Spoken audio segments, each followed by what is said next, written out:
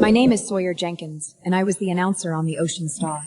At 12:17 that night, I was about to play some jazz for the passengers who couldn't sleep.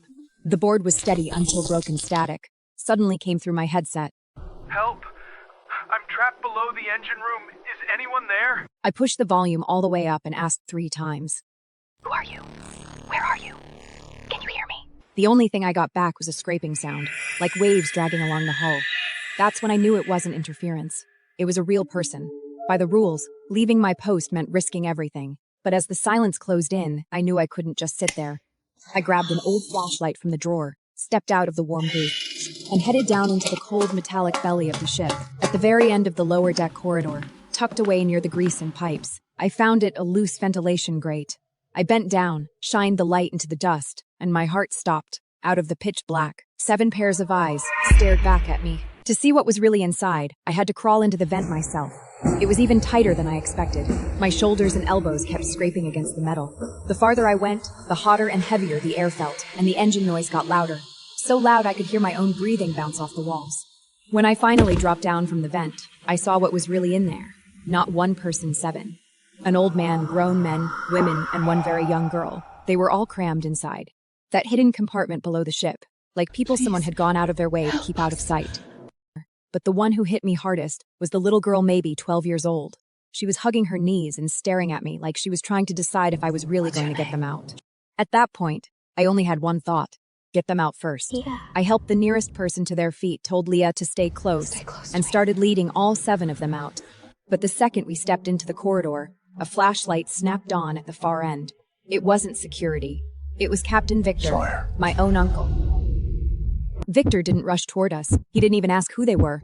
He just lowered the flashlight, letting the beam slide from my face to the 7 people. That's when I realized he hadn't just found out. He already knew.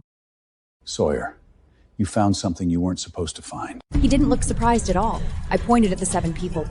And one thought kept hitting me. They'd been down there for 12 days. If they stayed any longer, somebody was going to die. They've been locked down there for 12 days. The old man has a fever. The girl is dehydrated. Can't you see that?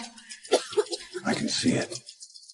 I thought he'd at least panic for a second, but he didn't. They don't have documents. They don't have tickets. If this gets out, the whole ship gets detained.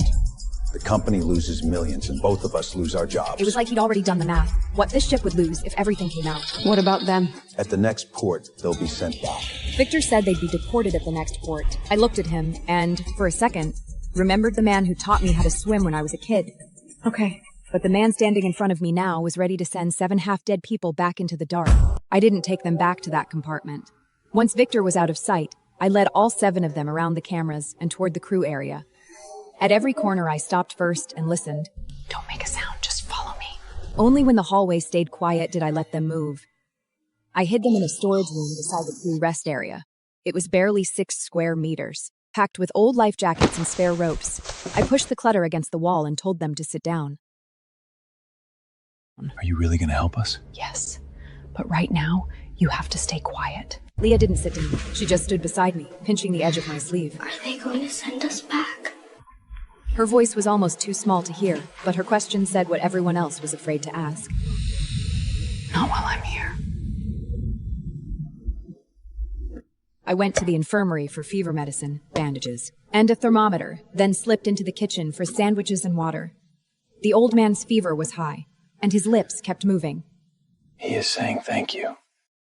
The footsteps outside didn't stop at our door, but they told me we were running out of time. At 2 in the morning, I went back to the storage room with the recorder in my hand. One ship announcer couldn't save them alone. But what if the whole ship heard them? I told Marcos I needed their names. I need your names, what happened to you, and who locked you down there. I could tell he didn't distrust me. He knew that once he said it out loud, there was no taking it back. If nobody hears you, you may not even make it to shore. Marcos stayed silent for a long time. Then he finally nodded. My mother is in Miami. She doesn't know I'm alive. One by one, they started talking. I just want my daughter to be safe. One had run from war. One had lost family. One just wanted to sleep somewhere without waking up to gunfire. My mom was on another boat. She promised she'd come back. I thought she was going to say she was hungry or scared. When did you last see her? But she talked about her mother. 2 months ago, in the Mediterranean. By daylight, the ship acted like nothing had happened. Passengers were taking photos, drinking, lining up for shows. And I was alone in the broadcast room, cutting We've the been locked down testimonies there I for had 12 recorded the days. night before. The door opened without a knock. Victor walked in, glanced at the recorder on The my ship will desk, dock in Marseille in 24 hours. then looked straight at me. He didn't waste time. His first question was where I had hidden them. After we dock in Marseille, I will handle everything properly. By properly, do you mean saving them or making them disappear? The maritime law has its limits, Sawyer. I have a whole ship of people to protect. And the people downstairs? Aren't they people? Don't push me. After he left, I tried to test the ship-wide broadcast. The main controls were locked. The screen was black. Someone had gone through my recorder, but they forgot one thing. In the corner of that room, there was still an old backup board from the 90s. At 10 that night, I sat in front of the backup board with sweat in my palms. The main system was locked, but this old machine could still carry a voice through the whole ship. When the red light came on, I knew there was no going back. Ladies and gentlemen, this is Sawyer, your ship announcer. I'm sorry to interrupt you, but there's something you need to hear. My mother is in Miami. She doesn't know I'm alive. I'm 73. I just want to die somewhere peaceful. I want to find my mom. When the recordings ended, it was like the whole ship froze. No one in the dining room touched their forks. No one at the bar lifted a glass. People stopped in the hallway, all listening to the same voice. They're not cargo. They're just trying to stay alive. The second I shut off the mic, the bridge channel lit up in my headset. They didn't ask what happened. They just gave an order. Lock down the broadcast room now! I didn't wait for them to come for me. I slipped out through the side door and ran toward the deck. Cabin doors were already opening. Where are they? At the doctor's room. People were stepping out with their phones raised, like the whole ship had woken up at once. By the time I reached the deck, Victor was already surrounded. Everyone, please stay calm. We will handle this properly. What do you mean, properly? Are you sending them back? But no one was really listening to him anymore while the crowd pressed Victor for answers. Michael came toward me from the bridge. His face had gone pale. Sawyer, the second officer is gone. What do you mean? The keys to the storage room are missing too. Like he had just confirmed something worse. I didn't wait for him to explain. I turned and ran back toward the crew area when I pushed open the storage room. Everyone was still there, except the spot where Leah had been sitting was empty. Someone in a white uniform came by just now. I stared at the empty blanket, and everything clicked at once. A man in a white uniform came in. He said Leah needed a private medical check. She left with him. Leah was a child, the one witness who could make the passengers furious. Michael and I split up. I ran past the medical room, the storage area. All passengers, please return to your cabin. The lifeboat corridor, listening for one child's voice. Then I heard Leah behind an isolation door. Leah, it's me! Leah, Sawyer, I'm scared. Her crying was tiny, like the metal was pressing it flat. Don't be scared. I hear you.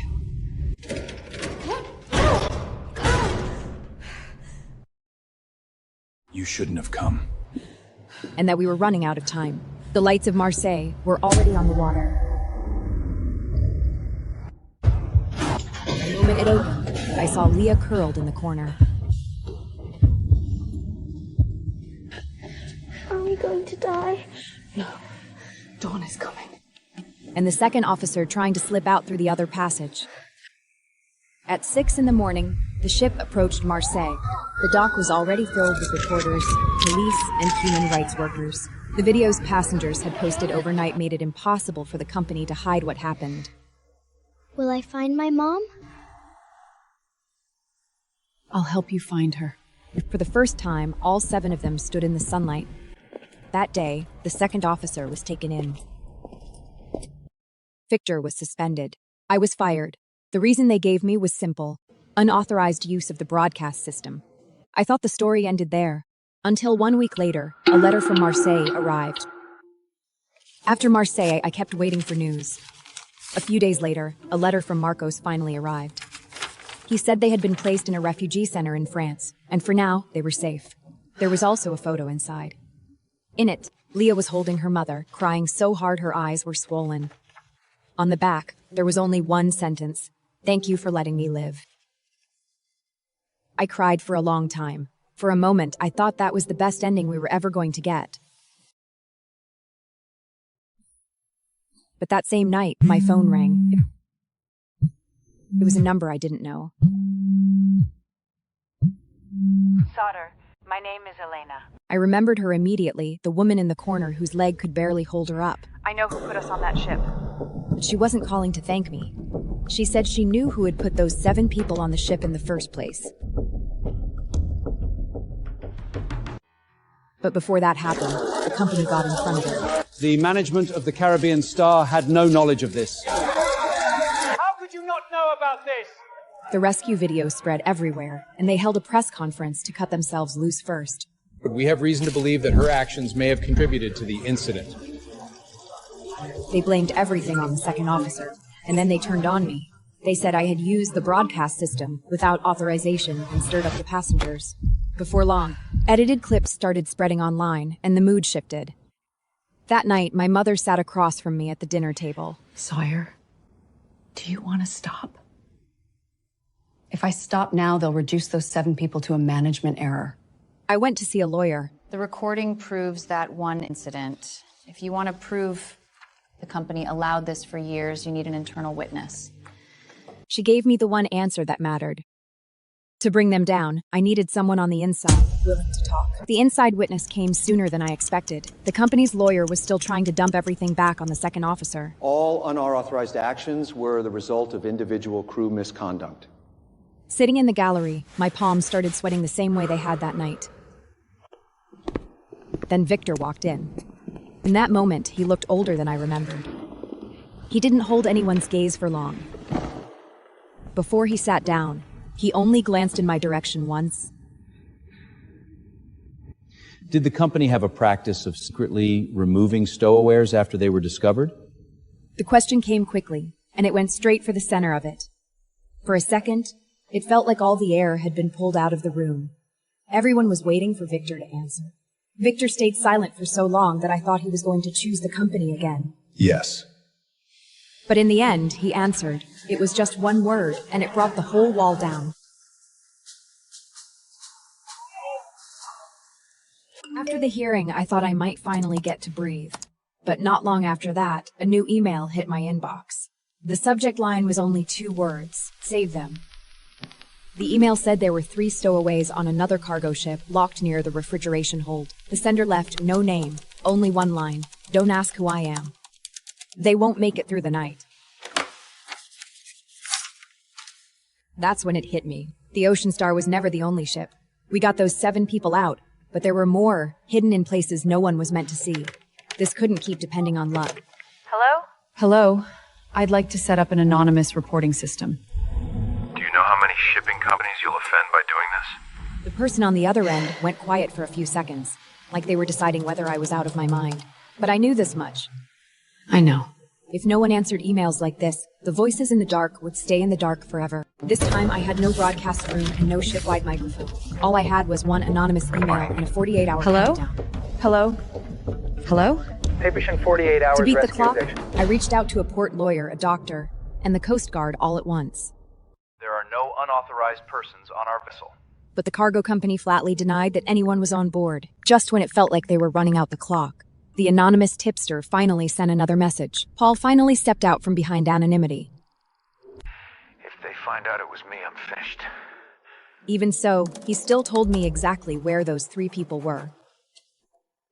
First, we get them out. The day the ship docked, the police really did find those 3 people near the refrigeration hold.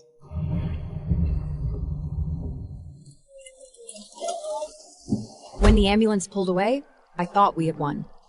But that night, Paul called me, and his voice was wrecked. They fired me.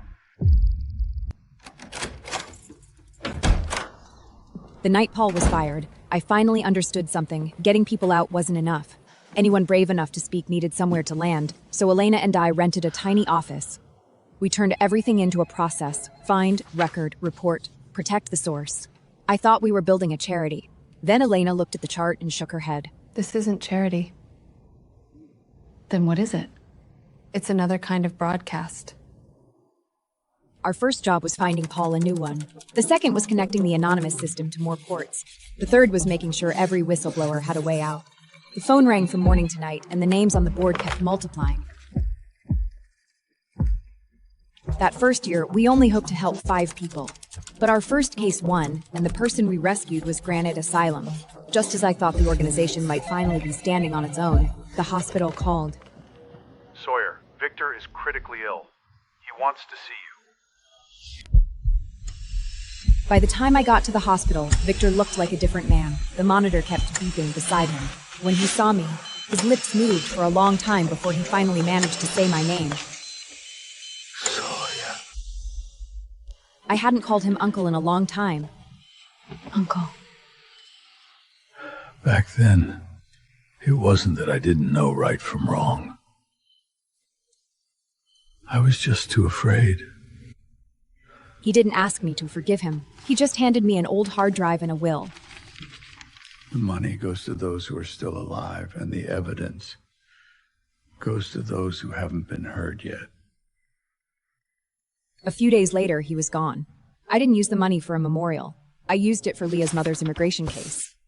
Victor hadn't saved those 7 people that night, but in the end, he helped save one family's future. After Leah and her mother settled down, she wrote to me often. She said she wanted to study communications. But every time she imagined speaking in front of people, her hands went cold. I took her to a small radio station. She stood in front of the microphone, pinching the hem of her shirt, afraid to even breathe too loudly. What are you afraid of? I remembered the first time I met her, how softly she had said her own name, so I didn't push her to speak. That people will hear my voice. Then don't talk yet. Just play the music. I just handed her a jazz record after that day. Leah started walking into studios on her own.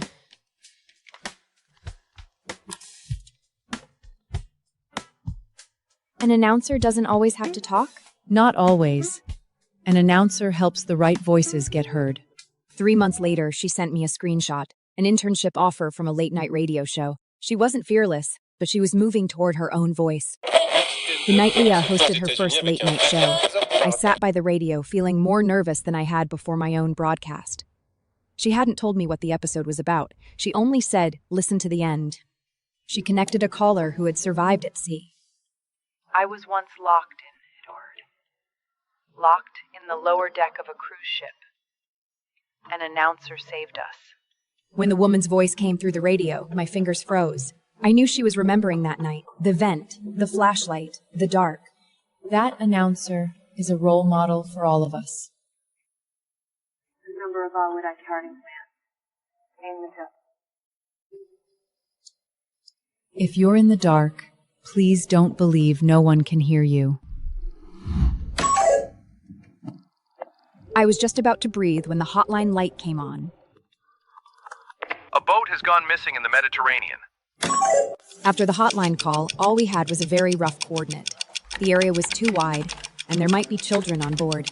We didn't have a rescue boat of our own, so all we could do was call nearby vessels again and again. Most of the calls came back with the same answer. You are not an official agency. Stop causing trouble. The people are out there at sea. They can't wait for procedures. That night, Elena stared at the blank stretch of sea on the map for a long time. She didn't complain, and she didn't try to comfort me. She just said one sentence that kept me awake all night. Sawyer, if we always rely on others to send boats, we'll always be a step too late.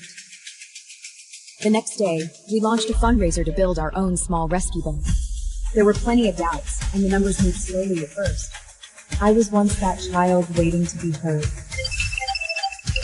Until Leah went on air and told her own story from the lower deck for the first time. When Elena was diagnosed with cancer, fear wasn't the first thing she said. She was lying in a hospital bed with case files beside her, and she looked at me and said the work couldn't stop. The organization can't stop. She pushed her contacts, case sheets, and lawyer lists into my hands. I stepped back without meaning to, because I knew those papers weren't just files. I'm not a lawyer. You're the voice. They were an entire rescue net at sea. After I took over maritime rights, I moved the office to Miami, closer to the port and closer to danger. On the first day, 3 reports came in. That's when I understood the red button wasn't in a broadcast room anymore. It had become a network. Are you scared? That night, Leah called and asked if I was scared. The next day, an invitation to speak at an industry conference landed in my inbox. Years ago, I was fired for pressing that broadcast button. Many years later, I stood in front of the entire maritime industry, and my palms were still sweating.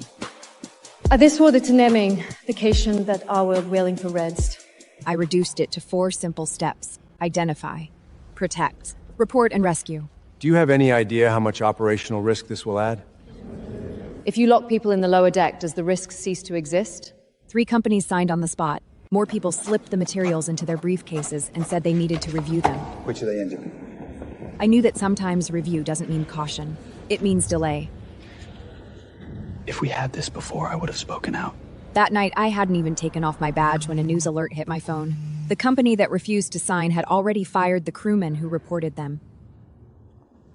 They didn't fail to understand. They understood perfectly, and that's why they're afraid. We have taken no retaliatory action. The employee left due to an internal disciplinary matter. The company denied everything first. Then they said the whistleblower hadn't been punished. He had left because of an internal discipline issue.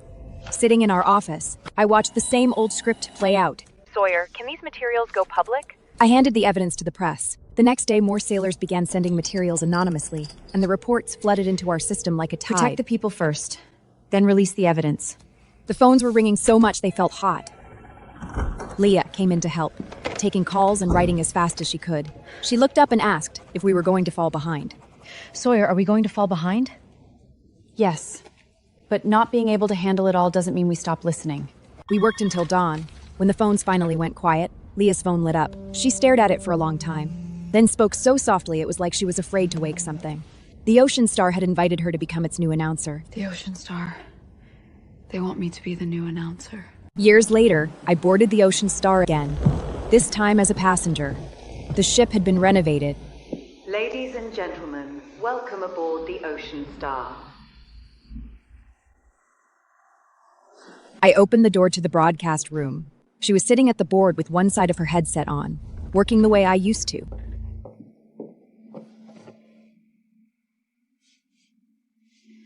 I did it.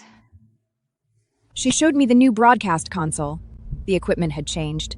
The sliders were smoother, the lights brighter. But in the corner, that red button was still there.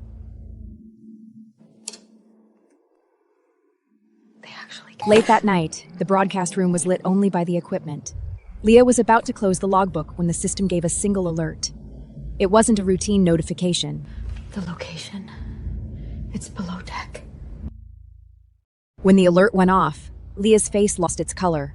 In that moment, I knew she wasn't hearing a routine signal. She was being pulled back to the night when she was 12. Did you hear it? I heard it. Broadcast room. Do not make this public yet. Wait for confirmation. The bridge told her to wait for confirmation, but she kept looking at the anonymous distress signal and never turned back to me.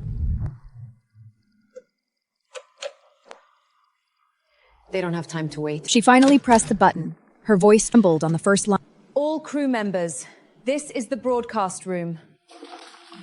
We've received an emergency distress signal from the lower deck. Medical and security teams respond immediately. We found 2 concealed individuals. Their vital signs. A few minutes later, the report came back from below. 2 hidden people had been found, both with weak vital signs. Did I do the right thing? I looked at Leah and for a moment I couldn't speak. Did I do the right thing? Not knowing what would happen next. You didn't do it for me. She asked me, then, who was it for? I didn't give her a speech. I looked toward the lower decks. The 2 people were still being carried out by the medical team. Then who was it for? For them. When those 2 people were brought up to the deck, the medical team was already waiting. The captain. The captain notified the port authorities himself. No cover-up, no secret transfer. So the rules really can change. They can. Just slowly. That night, Leah played a jazz song over the ship's speakers. The moment the melody came through, I suddenly remembered that years ago, I had been about to play a song, just like it. But that night, our first rescue boat was finally ready to leave port. It wasn't large, just an old tugboat we had rebuilt. On the bow, we painted a red button. Some people said it was too direct. I thought that was the point. A cry for help should be direct. On the first day out, Leah stood on the deck with the radio in her hand. A broken distress call came through the static. The coordinates weren't confirmed yet, but the voice was still there. Is the coordinates confirmed? Not yet, but the voice is still there. I stood on the dock and watched the boat leave. Elena sat beside me in her wheelchair. You see, voices really do grow into boats. She looked at the little light disappearing into the mist and said, You say it better than I do. 3 hours later, the boat called back. Leah's voice came through the radio, steady but heavier than any broadcast I had ever heard. She said they had found the target. There were children on board. Target spotted. There are children on board.